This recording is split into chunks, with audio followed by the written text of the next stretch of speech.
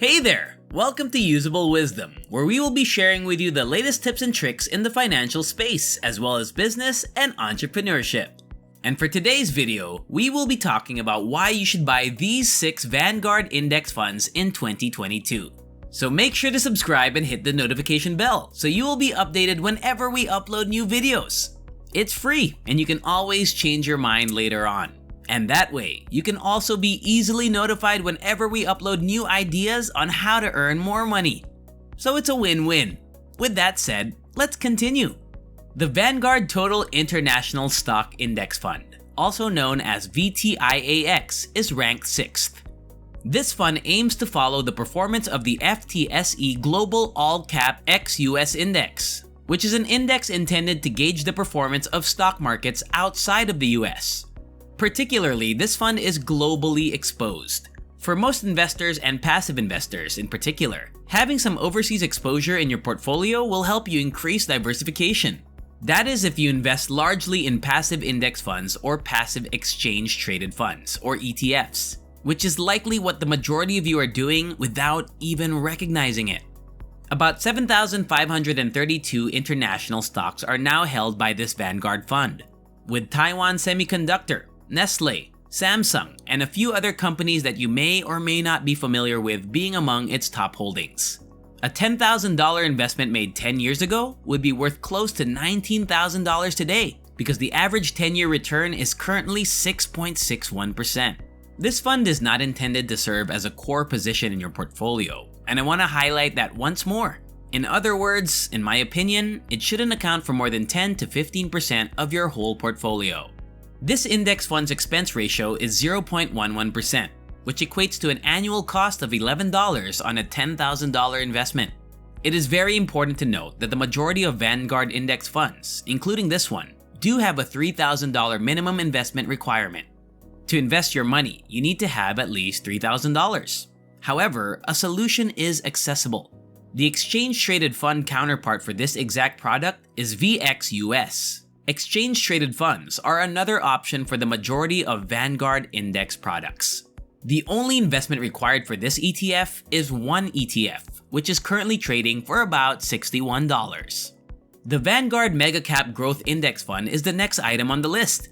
The CRSP US Mega Cap Growth Index, an index that gauges the investment return of the biggest growth stocks in the US, is what this index fund aims to follow.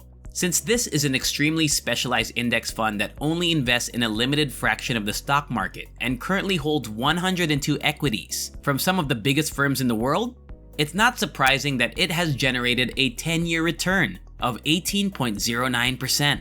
Consequently, $10,000 invested 10 years ago would be worth far more than $57,000 now. Interestingly, this index fund has an expense ratio of only 0.6%. On a $10,000 investment, you'll only be required to pay $6 annually. A $5,000 minimum deposit is needed to start investing with Vanguard. This index fund, however, is also offered as an ETF, and that ETF is MGK, or the Vanguard Mega Cap Growth ETF. It is a perfect duplicate of VMGAX, except as an ETF. The fourth one is VTIAX, also referred to as the Vanguard Dividend Growth Fund. The S&P US Dividend Growers Index serves as the benchmark for this actively managed fund and is intended to assess the performance of US corporations that have increased their dividends regularly every year for at least 10 years. Because this fund is actively managed, the distinction is clear. A fund manager or management group decides daily how to invest the money in an actively managed fund. Their primary goal is to outperform a market index's return. In contrast, a passively managed fund simply follows a market index like the S&P 500 or the Dow Jones. Sector standard passive funds lack management teams that make regular investment decisions. These two different fund designs each have benefits and drawbacks. Remember that in general, passively managed funds will cost significantly less to buy and have historically outperformed actively managed funds. This fund currently holds only 42 stocks, including top holdings, TJX, Colgate, J&J, Coke, and a select few more. This is a fairly small portfolio compared to other funds. This fund exclusively invests in businesses that have a track record of paying dividends. as you can undoubtedly infer from the top holdings. Because Google, Tesla, and Amazon do not pay dividends, these stocks are not available. Performance-wise, this fund has a 10-year return of 13.94%, which implies that $10,000 invested 10 years ago would have grown to nearly $38,000 today. Certainly still impressive growth, especially coming from an index fund that prioritizes dividend-paying companies over growth stocks. Because it is actively managed, this index fund is a little bit more expensive, with an expensive ratio of 0.26%.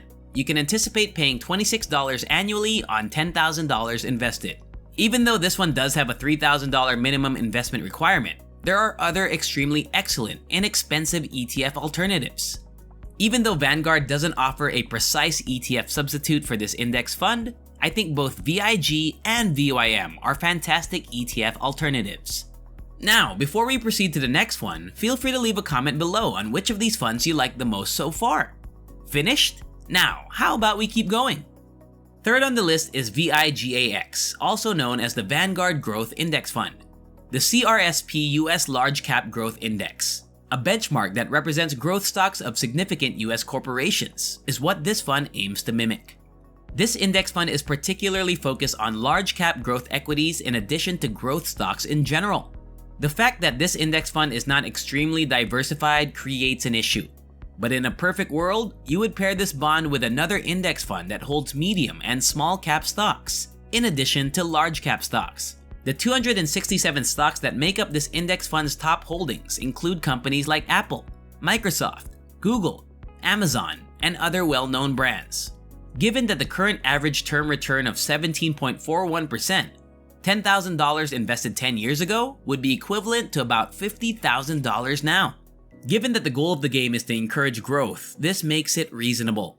This fund has one of the lowest expense ratios on the list so far, at 0.05%, which translates to $5 in annual fees for every $10,000 invested. However, similar to other index funds, this one has a $3,000 minimum investment requirement. If you are unable to invest the required $3,000, the Vanguard Growth ETF, or VUG, is a fantastic alternative and an exact match. The Vanguard 500 Index Fund, or VFIAX, comes in second. The performance of the 500 largest US public firms is gauged by the S&P 500 Index, which is exposed through this product. VFIAX is probably one of the best buy and hold investments you can add to your portfolio if you want a fund that uses the S&P 500 as its benchmark, as this one does.